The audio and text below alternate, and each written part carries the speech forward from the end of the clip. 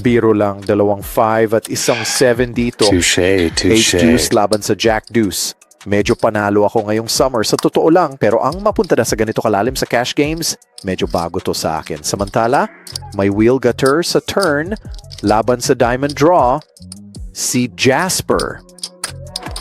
Siyang nag-open, tinaasan niya pero hindi tinuloy.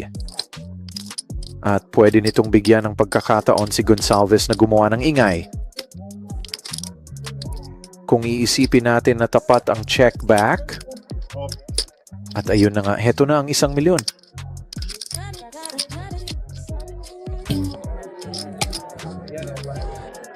Interesanting sitwasyon para kay Jasper pero para sa 2.5 big blinds, lalaban siya.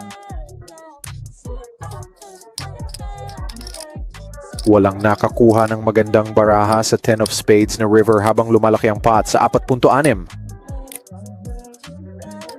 Ngayon, dahil Jack High lang si Marcus dito, alam niyang hindi niya mapapanalunan ng pot doon. Kaya tingin ko, tataya pa siya ulit para mapilitan ang kalaban niya na mag-fold tulad ng mga hawak niyang baraha. Oh wow, halos 2.5 milyon ba yun?